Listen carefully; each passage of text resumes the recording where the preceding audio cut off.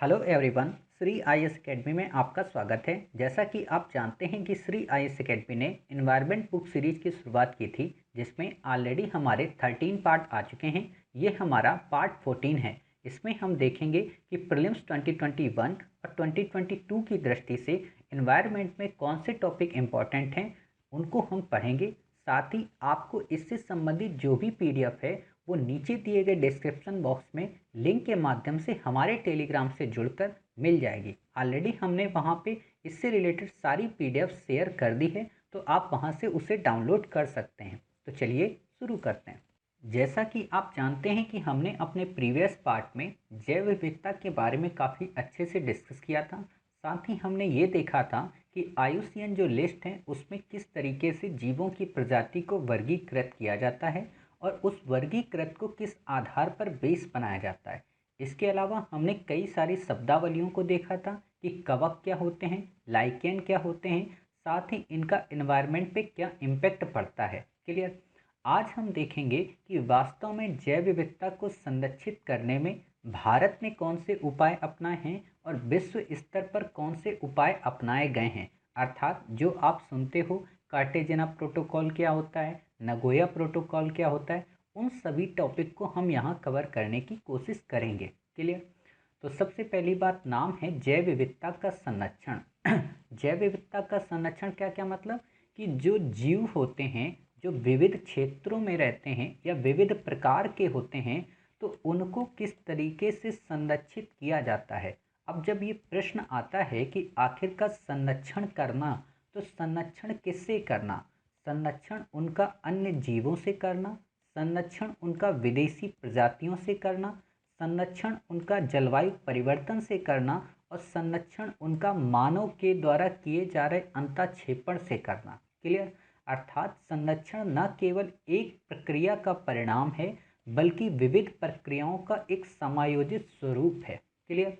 तो जब ये संरक्षण किया जाता है किसी को भी, जैसे आप में से कई सारे लोग हमेशा लिखते हो ना कि केयर ऑफ फला, अर्थात आपके माता पिता का नाम तो अलग है लेकिन कई लोग आपकी केयर करते हैं। जैसे आप कहीं पे रहने जाते हो, कहीं पे आप रूम लेते हो, तो वहाँ पे जो आपकी केयर को मेंटेन कर रहा है, तो वो क्या करता है, वो आपको न केवल बाहरी सुरक्षा देता है बल्कि आपको आंतरिक सुरक्षा देता है। आपकी हर मुसीबत में आपका एक सारथी बनता है। क्लियर। तो वही चीज़ जीवों के संदर्भ में कौन करता है, तो जीवों के संदर्भ में करता है राज्य या कई सारे विश्व की सरकारें। समझ गए। तो उसी संरक्षण को हम देखेंगे। राज्य का मतलब हुआ कि जिस प्रदेश में या जिस राज्य में जीवों की विविधता है वहाँ का राज्य। जैसे भारत है, तो भारत ने कौन से जैव विविधता से संबंधित संरक्षण के प्रयास किए हैं वो हम देखेंगे। इसके अलावा विश्व स्तर पर विश्व के अलग अलग देशों ने या उनके लिए कौन से एक कॉमन रूल बनाए गए हैं जिसके बेस पर बायोडाइवर्सिटी का प्रिजर्वेशन या कंजर्वेशन किया जाता है। क्लियर। तो हम उस चीज़ को देखते हैं। तो आप जानते हो कि जैव विविधता संरक्षण को सुनिश्चित करने के लिए 1992 में जैव विविधता संबंधी सम्मेलन रियो डी जेनरियो में आयोजित हुआ था, जिसे पृथ्वी शिखर सम्मेलन में अंगीकृत किए गए महत्वपूर्ण समझौतों में से एक है। अर्थात आप पढ़ते हो ना सीबीडी, अधिकांश बार आपको ये वर्ड हमेशा मिलेगा सीबीडी। सीबीडी का मतलब क्या होता है, कंजर्वेशन ऑफ बायोडाइवर्सिटी। क्लियर। तो इस सीबीडी को कहाँ से ओरिजिन हुआ, इस सीबीडी का ओरिजिन हुआ 1992 के पृथ्वी सम्मेलन में।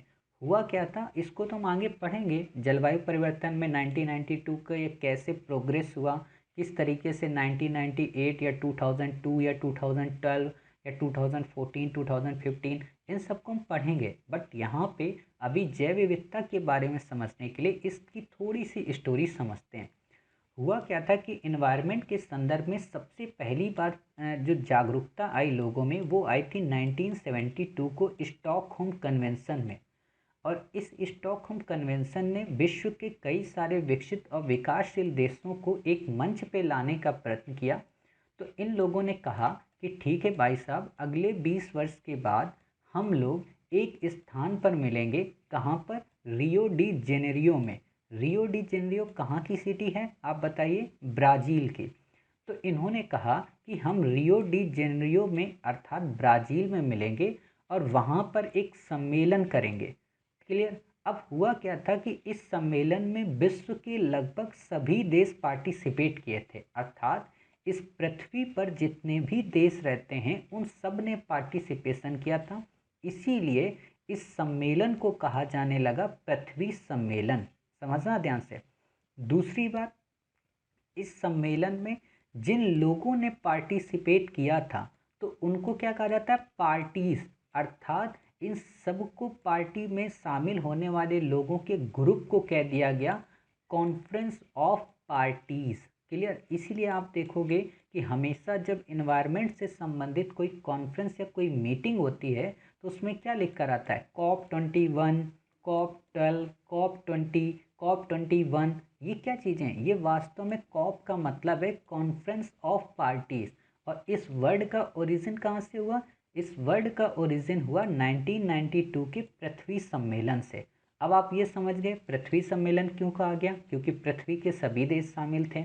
दूसरी चीज़, इसे कॉन्फ्रेंस ऑफ पार्टीज क्यों कहा गया, क्योंकि अलग अलग देशों की पार्टीज इसमें पार्टिसिपेट की थी, इसलिए उसे कॉन्फ्रेंस ऑफ पार्टीज कह दिया गया।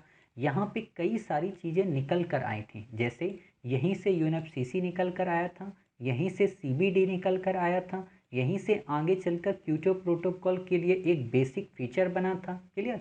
कई सारी ऐसी चीज़ें हैं तो हम उन्हें वहाँ पे डिस्कस करेंगे, अभी डिस्कस कर लेंगे तो फिर जलवायु परिवर्तन जब पढ़ेंगे तो वहाँ उतने कॉन्सेप्ट क्लियर नहीं होंगे। हमने यहाँ से बेस देख लिया। क्लियर। भारत ने इस कन्वेंशन के उपबंधों को प्रभावी बनाने हेतु जैव विविधता अधिनियम 2002 पारित किया। ये लाइन अपने आप में काफ़ी इम्पॉर्टेंट है। क्यों इम्पॉर्टेंट, इसलिए है कि प्रीलिम में आपसे प्रश्न कैसे बनता है, प्रीलिम में आपसे प्रश्न बनता है कि भारत ने जैव विविधता संरक्षण के लिए 1972 के वाइल्ड लाइफ प्रोटेक्शन एक्ट में मेंशन किया गया है।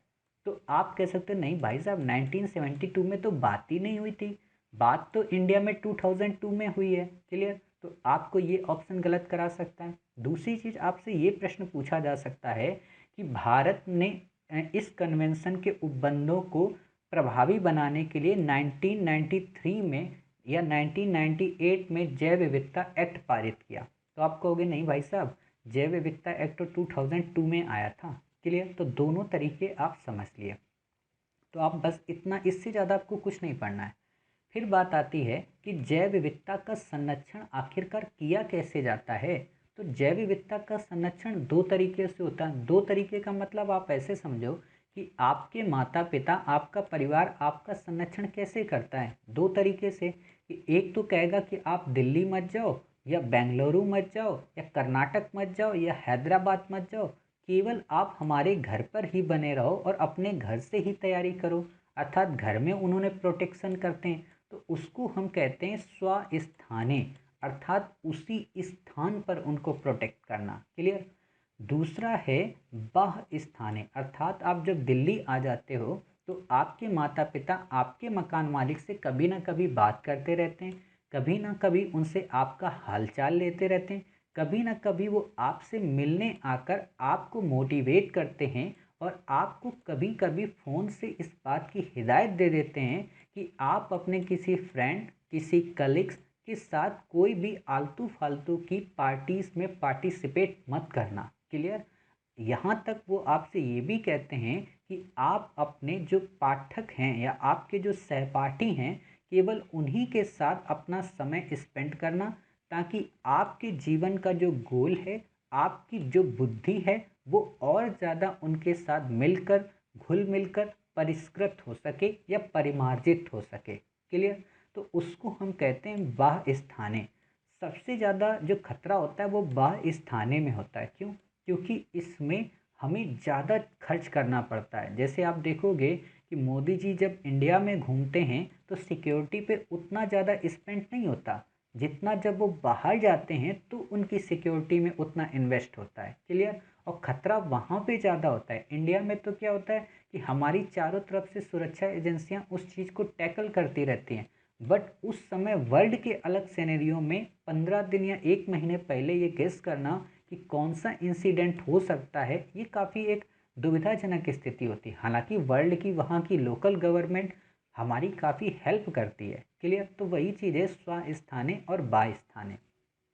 आपसे कई वर्षों में यूपीएससी ने जो प्रश्न पूछा है इस पे वो यही पूछा है कि निम्न में से किसे स्वस्थाने के अंतर्गत संरक्षित किया जाता है और किसे बास्थाने के अंतर्गत।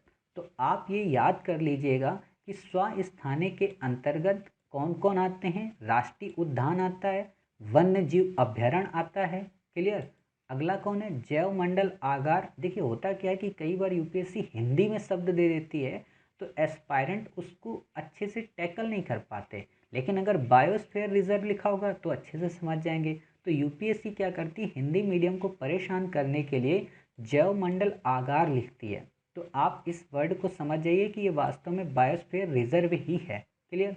तीसरा है पवित्र उपवन एवं झीलें, अर्थात सैकेड्स जो ट्री होते हैं। पवित्र उपवन का मतलब ये होता है कि वो लोग जिन वृक्षों की पूजा करते हैं, जैसे होगा आप लोग जहाँ से आते हो, जिस स्टेट से बिलोंग करते हो, उस स्टेट में या उस सिटी में या उस विलेज में कई सारे ऐसे वृक्ष होंगे। जैसे वट वृक्ष होता है। वट वृक्ष क्या होता है कि जब सावित्री की पूजा की जाती, देवी सावित्री की, किस लिए, ताकि महिलाएं पूजा करने जाती हैं। अब जैसे सीजन आ रहा है तो अभी वट वृक्ष होगी पूजा।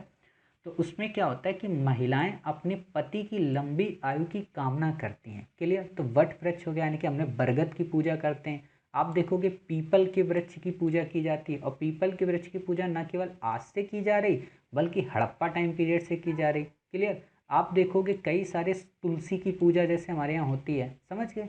तो उन सबको कहते हैं पवित्र उपवन। क्लियर। कई सारी झीलें शामिल होती हैं, वो भी स्वस्थाने के अंतर्गत आती हैं। समुदाय अर्थात कम्युनिटी रिजर्व जो होते हैं, या संरक्षण आगार अर्थात जो प्रोटेक्शन एरिया होते हैं या प्रोटेक्शन जो रिजर्व होते हैं, उनको हम शामिल करते हैं स्वस्थाने में। देखो स्वस्थाने याद करना जटिल है, लेकिन बास्थाने याद करना काफ़ी सरल है। क्लियर। तो आप बास्थाने को याद कर लोगे तो आपको ऑलरेडी हमेशा याद रहेगा कि अच्छा ठीक है ये चीज़ होती है। जैसे बास्थाने में बीज बैंक आते हैं। आपको पता है बीज बैंक नाम से ही समझ में आ रहा, बैंक है तो बनाया गया होगा। क्लियर। तो बास्थाने होगा। जीन बैंक, जीन का बैंक का मतलब बाहर होगा तो बनाया गया होगा। निम्न तापीय संरक्षण अर्थात क्रायो प्रिजर्वेशन। क्रायो प्रिजर्वेशन देखिए ये क्या टेक्निक है।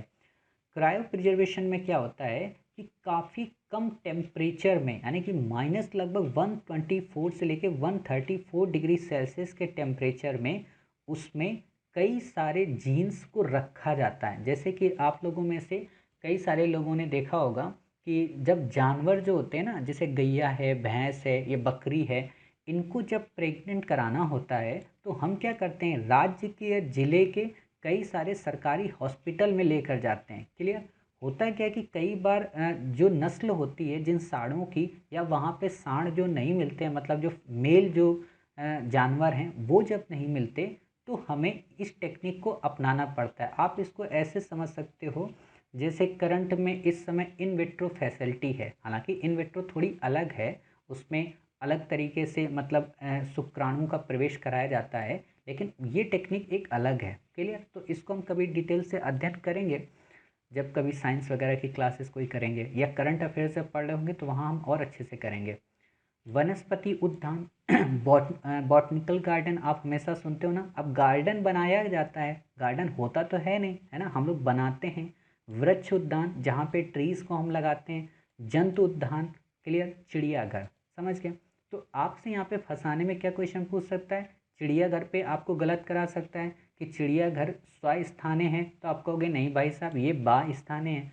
आपसे पूछ सकता है कि जो जंतु विज्ञान है, जंतु उद्यान है, वो क्या स्वस्थाने, तो नहीं बास्थाने। वृक्ष उद्यान मतलब जितने उद्यान हैं, अर्थात राष्ट्रीय उद्यान को छोड़कर जितने भी उद्यान हैं वो सब बाह उसमें आते हैं।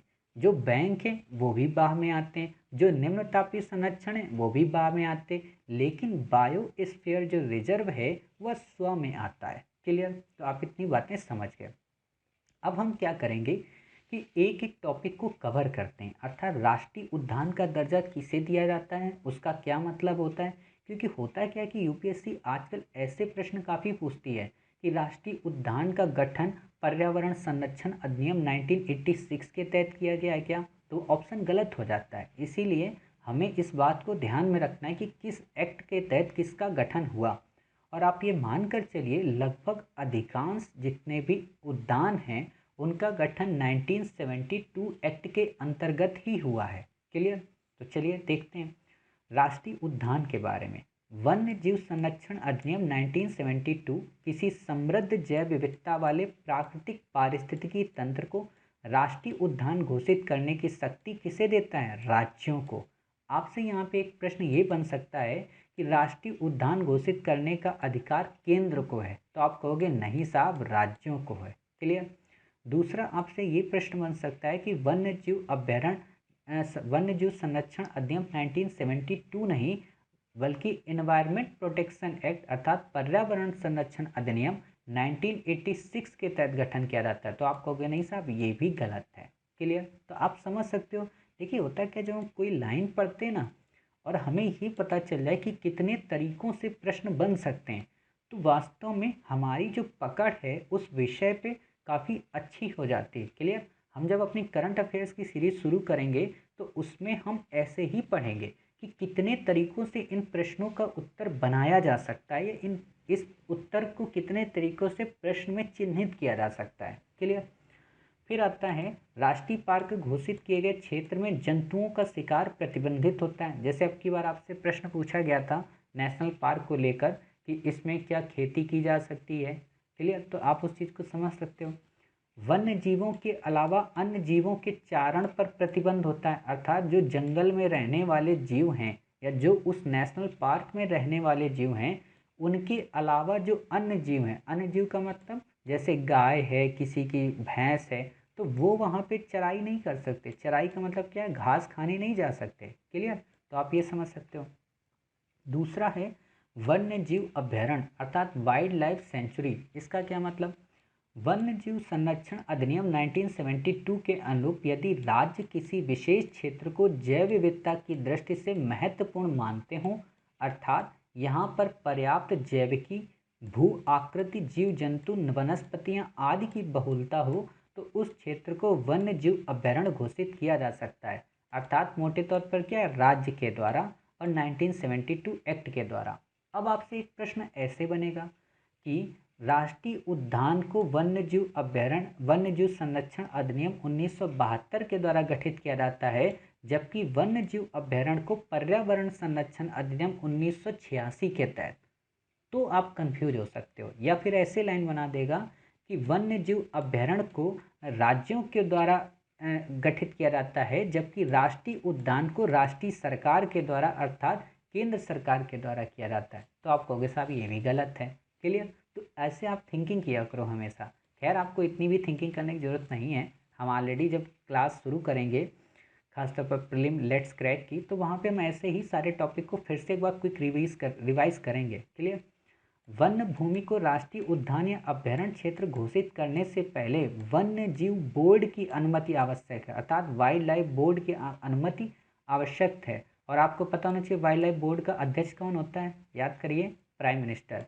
यदि क्षेत्र में कहीं जलीय पारितंत्र हैं तो उसके लिए भारतीय जलीय जीव संरक्षण बोर्ड से भी अनुमति लेनी आवश्यक होती है। समझ गए दोनों चीज़। राष्ट्रीय पार्क एवं अभ्यारण्य की सीमाओं का निर्धारण राष्ट्रीय वन्यजीव बोर्ड की अनुमति के बाद किया जाता है, अर्थात राज्य अपने मन से नहीं कर सकते। आपसे ये प्रश्न पूछा जा सकता है, तो आप बताओगे हाँ साहब राष्ट्रीय वन्यजीव बोर्ड की अनुमति से ही किया जाता है। अभ्यारण्य में प्रवेश राष्ट्रीय उद्यान की अपेक्षा आसान होता है। होता क्या है कि आप ऐसे समझ सकते हो इस सर्कल के हिसाब से, जैसे मान लो ये है नेशनल पार्क, सॉरी ये है आपका वन्यजीव ये है पूरा क्षेत्र, आप ऐसे समझो। क्लियर? इस क्षेत्र में ये हुआ आपका वन्यजीव अभ्यारण्य। क्लियर? वन्यजीव अभ्यारण्य के अंदर ही हुआ नेशनल पार्क। क्लियर? आप यहाँ पर अपनी एक्टिविटी कर सकते हो। क्लियर? इस जगह पे कर सकते हो अपनी एक्टिविटी। यहाँ पर आप चराई कर सकते हो लेकिन निवास नहीं बना सकते हो। ये है आपका नेशनल पार्क, यहाँ पे ना तो आप चराई कर सकते हो और ना ही कोई एक्टिविटी कर सकते हो। क्लियर? तो आप ऐसे इस चीज़ को समझ सकते हैं। चलिए आपने ये चीज़ें देख ली। अब बात आती है कि आखिरकार संरक्षण आगार अर्थात बायोस्फीयर रिजर्व या समुदाय आगार क्या होते हैं। इन्हें भी वन्यजीव अभ्यारण्य 1972 में 2002 के संशोधन द्वारा संरक्षण आगार एवं समुदाय आगार को जोड़ा गया। तमिलनाडु में पहला भारत का संरक्षण आगार खोला गया। आपसे ये प्रश्न नहीं पूछेगा। क्लियर? तो आपको बस इतना जाना हाँ कि सबके सब 1972 के तहत ही गठित हुए। देखो इसी को ट्रिक बोलते हैं। अब आप रट्टा मारोगे तो परेशान हो जाओगे। आप ये सोच लो कि अच्छा तीनों के तीनों जो है ना, चाहे राष्ट्रीय उद्यान हो, चाहे वन्यजीव अभ्यारण्य हो, चाहे राष्ट्रीय आगार हो, ये तीनों के तीनों 1972 के एक्ट के द्वारा ही गठित हैं। क्लियर? बस इससे ज़्यादा आपको याद नहीं करना है। समझ गए? चलिए अब बात आती है पारिस्थितिकी संवेदनशील जोन ESZ। देखो आप दो पढ़ते हो, एक होता है EEZ अर्थात इकोनॉमिक जोन होता है। क्लियर? ये है पारिस्थितिकी संवेदनशील जोन अर्थात environment essential zone. Clear? Sensitive zone sorry. तो इसका क्या मतलब होता है?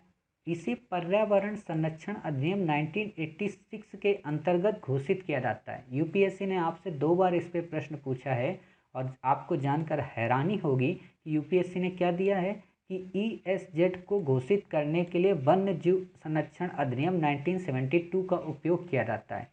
तो आप समझ सकते हो कैसे प्रश्न बनते हैं। तो आप बताएंगे नहीं साहब 1972 के अधिनियम का उपयोग नहीं किया जाता, 1986 के अधिनियम का उपयोग किया जाता है अर्थात इन्वायरमेंट प्रोटेक्शन एक्ट का। क्लियर? और आप ऐसे भी याद कर सकते हो इन्वायरमेंट प्रोटेक्शन एक्ट या इन्वायरमेंट सेंसिटिव जोन। क्लियर? यानी कि ई का संबंध है अर्थात ई दो है ना, वो दोनों जुड़वा बहने हैं। क्लियर? आप ऐसे इसको याद कर सकते हो। फिर आता है जो पवित्र उपवन है भारत के अधिकांश भागों में पाए जाते हैं। आपसे बिल्कुल सिंपल सा एक प्रश्न पूछा जा सकता है कि जो पवित्र उपवन हैं वो केवल और केवल पूर्वोत्तर के राज्यों में पाए जाते हैं या केवल और केवल हिमालयी राज्यों में पाए जाते हैं। तो आपको दो चीज़ें पता है कि एक तो केवल वर्ड दिया है, काफ़ी एक्सट्रीम है, तो ऑलरेडी ऑप्शन एलिमिनेट हो जाएगा। लेकिन आजकल यूपीएससी क्या करती, केवल वर्ड जानबूझ कर देती है और उसमें ऑप्शन एलिमिनेट होता भी नहीं है। तो इसलिए आपको थिंकिंग भी करनी है कि हाँ जो पवित्र उपवन हैं वो भारत के लगभग सभी राज्यों में पाए जाते होंगे। और वैसे भी जो वन है ना, ऐसा नहीं कि जो वन उत्तर भारत में पाया जाता होगा वो दक्षिण में नहीं पाया जाता होगा। जरूर है कि पश्चिमी घाट में वो पाया ही जाता होगा, इंडेमिक नहीं होगा वहाँ का। क्लियर? अर्थात स्थानिक नहीं होगा। और जो होते हैं तो वो अपवाद होते हैं, उनको हम पढ़ लेते हैं। क्लियर? अब बात आती है संरक्षण के अंतर्राष्ट्रीय प्रयास अर्थात हमने इंडिया का तो देख लिया, वर्ल्ड के सिनेरियो में क्या इसकी भूमिका है। तो यूनेस्को ने 1971 को मानव एवं जैवमंडल कार्यक्रम की शुरुआत की थी। आप एक वर्ड सुनते हो ना हमेशा, MAB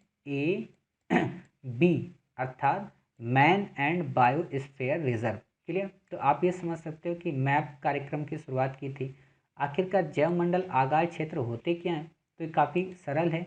बायोस्फीयर रिजर्व जोन की अवधारणा का विकास 1975 में यूनेस्को के मैप कार्यक्रम के अंतर्गत हुआ। क्लियर? आपसे ये पूछा जा सकता है कि मैप जो कार्यक्रम है मैन एंड बायोडाइवर्सिटी किसका है? क्या UNFCCC का है, क्या UNEP का है, क्या यूनेस्को का है, या फिर ये पूछेगा आपसे कि क्या वर्ल्ड बैंक का है? तो आप कहोगे नहीं भाई साहब ये यूनेस्को का है। यूनेस्को का क्यों? बच्चे कंफ्यूज इसलिए हो जाते हैं कि UNEP तो इन्वायरमेंट से रिलेटेड है तो UNEP का होना चाहिए। तो आप कहोगे नहीं भाई साहब यूनेस्को का है। समझ गए? और ना ही UNFCCC का है।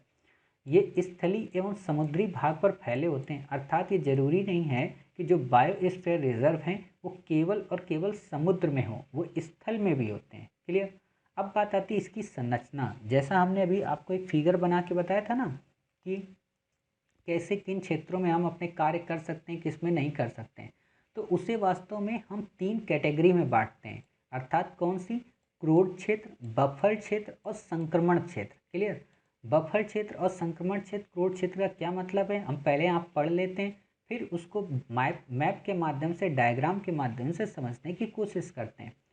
क्रोड क्षेत्र अर्थात कोर जोन, ये सबसे अधिक संरक्षित क्षेत्र माना जाता है। क्लियर? आप ऐसे समझ सकते हो कि आपके घर में 6 कमरे होंगे, लेकिन उन 6 कमरों में से एक कमरा ऐसा होगा जिसमें मम्मी के गहने रखे होंगे, पापा के ढेर सारे पैसे रखे होंगे और वहाँ पे एक तिजोरी होगी। क्लियर? लेकिन उस तिजोरी तक पहुंचने का अधिकार केवल और केवल आपकी मम्मी को और आपके पापा को है। थोड़ा बहुत आपके भाई को और आपको भी है, लेकिन ना तो पड़ोसी को है, ना ही मोहल्ले के किसी पर्सन को है। समझ गए? वो कौन सा क्षेत्र हुआ? क्रोध क्षेत्र। समझ गए कि वहाँ कोई नहीं पहुँच सकता। अब इन्वायरमेंट के शब्दों में समझो कि जहाँ पर सबसे ज़्यादा सेंसिटिव एरिया होता है। क्लियर? इस क्षेत्र में केवल सरकारी अधिकारी या कर्मचारियों को छोड़कर अन्य सभी का प्रवेश वर्जित है। वही बात, सरकारी अधिकारी आपकी मम्मी, आपके पापा, क्योंकि वही तो घर की सरकार चलाते हैं। क्लियर? या आप लोग कर्मचारी हो गए, ठीक है, तो आपको बस परमिशन है, बाकी किसी को नहीं। क्रोध क्षेत्र राष्ट्रीय उद्यान भी हो सकता है, अर्थात किसी भी राष्ट्रीय उद्यान को क्रोध क्षेत्र डिक्लेयर किया जा सकता है कि किसी भी पर्सन का यहाँ पर आना या यहाँ पर पहुँचना प्रवेश वर्जित है। क्लियर? यानी कि प्रोहिबिटेड एरिया है।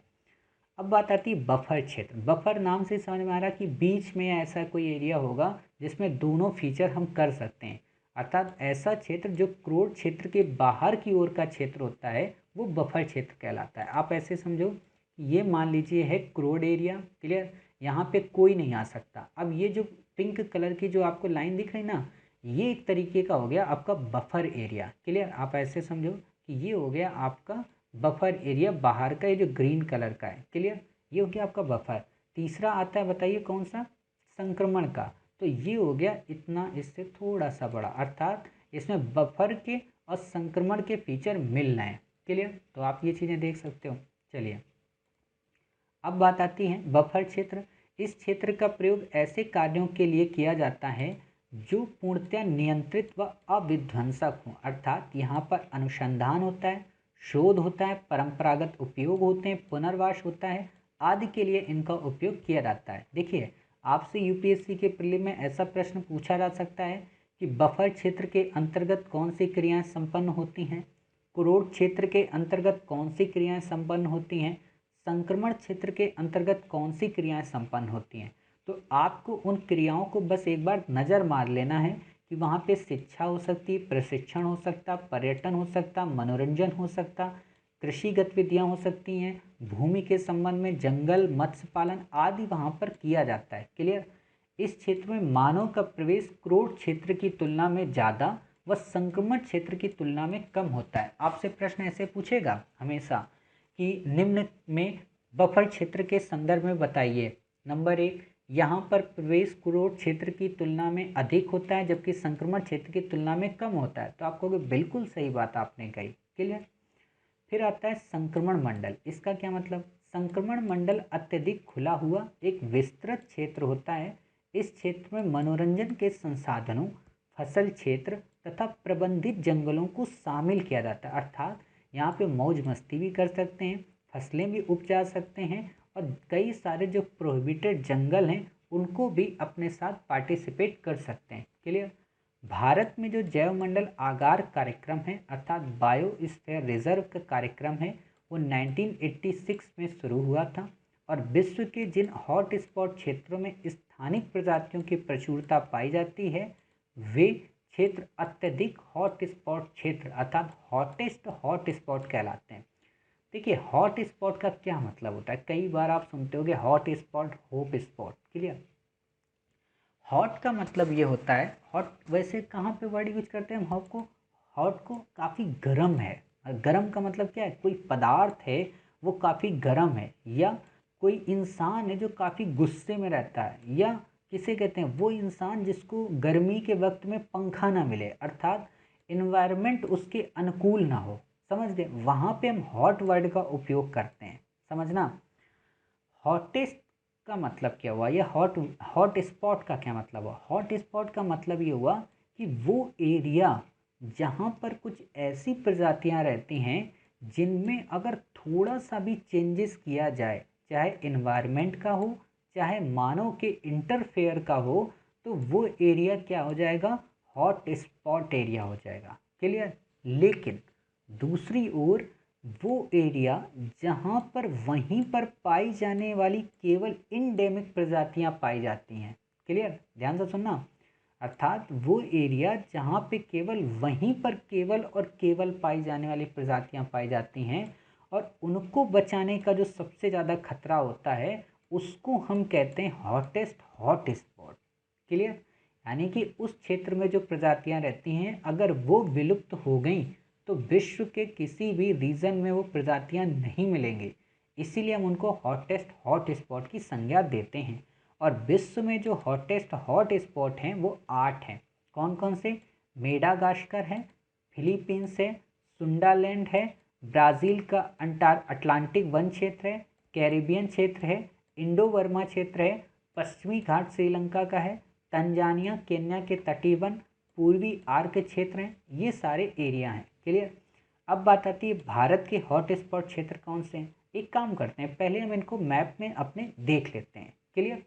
जैसा कि आप देख रहे हैं ये हमारा मैप है और इस मैप में हमारा जो प्यारा भारत है वो ये रहा। क्लियर? अब हम क्या करते हैं कि इसमें अपनी एक एक साइड को देख लेते हैं। इससे क्या होगा कि आपके माइंड में एक इमेज क्रिएट हो जाएगी कि हाँ यहाँ पे ये एरिया हैं। जैसे आपका हमने पहला एरिया कौन सा बताया? पहले हमने आपको बताया मेडागास्कर। ये है मेडागास्कर, इंडियन ओशियन में है, अफ्रीका के बगल में है। क्लियर? तो आपका एक ये क्लियर हो गया। दूसरा है हमारा कौन सा? सुंडालैंड। सुंडालैंड बेसिकली आपका ये एरिया है। क्लियर? ये रीजन पूरा जावा सुमात्रा ये बीच का जो एरिया है ना ये है आपका सुंडालैंड। क्लियर? तो आपका ये दूसरा एरिया क्लियर हुआ। तीसरा आपका कौन सा है बताइए? तीसरा आपका रीजन है केन्या का। क्लियर? केन्या का रीजन है ये आपका। क्लियर? ये है आपका केन्या का रीजन। क्लियर?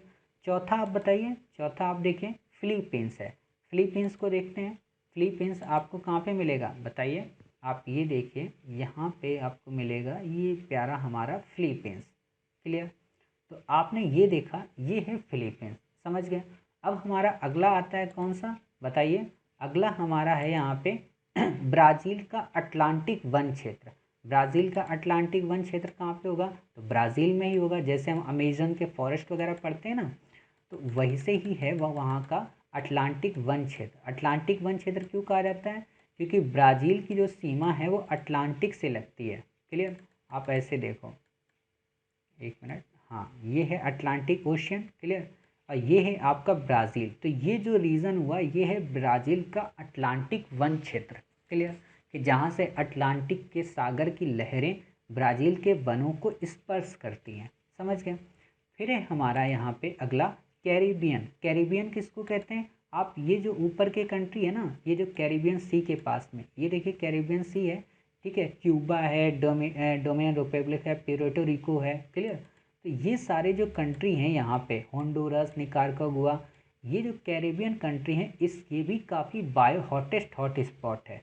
समझ रहे हो? देख रहे हो कितनी ज़्यादा यहाँ पे जल की उपलब्धता है, कैसा यहाँ पे रेनी फॉरेस्ट होगा। क्लियर?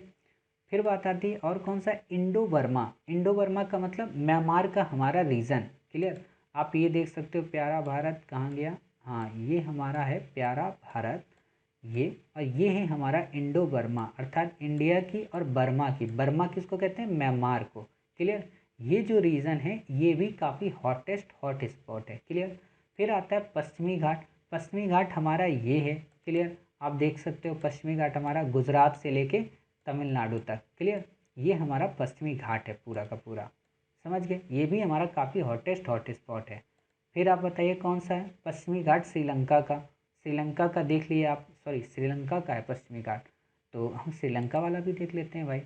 तो ये हमारे हैं पड़ोसी भाई साहब श्रीलंका। इनका ये जो रीजन है पश्चिमी घाट का, एक मिनट ये देखिए, ये इनका काफ़ी डाइवर्सिटी वाला रीजन है। क्लियर? पश्चिमी घाट। फिर बात आती है हमारे भारत तंजानिया केन्या के तटीय वन। ऑलरेडी मैंने बता दिया केन्या के बारे में। क्लियर? अफ्रीका में। अब आता है भारत के हॉट स्पॉट क्षेत्र। भारत में कौन से? हिमालय क्षेत्र है, इंडो बर्मा क्षेत्र है, पश्चिमी घाट है और श्रीलंका का क्षेत्र है और सुंडालैंड है। क्लियर? सुंडालैंड मैंने आपको बताया कहाँ पे है। सुंडालैंड आपका यहाँ पे है। एक मिनट, ये जो आपका है ना, यहाँ पे थोड़ा पीछे जाओ, हाँ यहाँ पे हम आपको दिखाते हैं सुंडालैंड। ये देखो है आपका सुंडालैंड का रीजन। क्लियर? तो ये आपने देख लिया। वाव, देखो कितना अच्छा आपको मिला नज़ारा, व्यूज़। क्लियर? तो आप देख सकते हो कितने ये ग्रीन ग्रीन ये फॉरेस्ट हैं, है ना? देखो कितना ग्रीनी एरिया है। तो आप समझ सकते हो यहाँ पे कितनी ज़्यादा बायोडाइवर्सिटी रही होगी। क्लियर? तो आपको ये क्लियर हो गया। चलिए अब हम चलते हैं, अपना अंतिम है कौन सा, पश्चिमी घाट आपने देख ही लिया, हिमालयन रीजन को देख लेते हैं। पता रहा है कि हाँ अच्छा हमारे यहाँ हिमालय में भी ऐसी मतलब बायोडाइवर्सिटी रहती है। होता है क्या ना, हम लोग कहीं गए नहीं होते हैं तो इसलिए हमें उन चीज़ों के बारे में उतने अच्छे से पता नहीं होता। अगर एक बार हम घूम के आएँ कभी हिमालय में या कभी अलग अलग रीजन में तो हमें चीज़ें और अच्छे से पता चलें। क्लियर? तो ये हम देखते हैं हिमालयन रीजन। क्लियर? ये देखिए हम यहाँ से वापस हो रहे हैं और ये देखिए हमारे मैप ने हमको यहाँ से वापस किया और अब ये हमको लेके जाएगा हिमालय। ये देखिए ये हिमालय रीजन है हमारा, और हिमालय रीजन को हम थोड़ा 3D करके देखते हैं ताकि हमारी चीज़ें और अच्छे से क्लियर हो सकें। क्लियर? तो आप ऐसे देखिए कि ये है हमारा हिमालय रीजन। क्लियर? यहाँ पे देखिए कितने अच्छे से सारे पहाड़, ठीक है, यहाँ पे सारी चोटियाँ आपको मिलती हैं। आप पढ़ते हो ना माउंट एवरेस्ट वगैरह। ये देखिए ये रीज़न कितना अच्छा बायोडाइवर्सिटी का रीज़न है। क्लियर? तो इस तरीके से आपने सारी चीज़ें कंप्लीट कर ली। कर ली। क्लियर? तो आज का हमारा ये टॉपिक पूरा कंप्लीट हुआ। हम अपने अगले पार्ट में देखेंगे कि वास्तव में जो ये प्रोविज़न हुए राष्ट्रीय उद्यान को लेकर, वन्यजीव अभ्यारण्य को लेकर या जैव मंडल आगार को लेकर, इनके मध्य क्या क्या डिफरेंस है, इस डिफरेंस को हम कंप्लीट करेंगे। साथ ही हम कई सारे वन्यजीव अभ्यारण्य, होप स्पॉट, हॉट स्पॉट को परिभाषा के माध्यम से जानेंगे। यूनेस्को की जो वर्ल्ड हेरिटेज साइट्स हैं उसके बारे में जानेंगे। साथ ही जीन पूल, क्रायो प्रिजर्वेशन जो मैंने बताया ना, उन सारी चीज़ों को हम काफ़ी अच्छे से टैकल करेंगे। और फिर इसके बाद देखेंगे कि भारत में बायोडाइवर्सिटी से संबंधित कौन से रूल हैं और वर्ल्ड स्तर पे कौन से रूल्स को इम्प्लीमेंट किया गया है। क्लियर? तो उम्मीद है आपको टॉपिक काफ़ी अच्छे से समझ में आया होगा। साथ ही 3D मैपिंग के जरिए आपको चीज़ें और अच्छे से क्लियर हुई होंगी। तो मिलते हैं अपने अगले पार्ट में, तब तक अपना ख्याल रखिए और स्वस्थ रहिए।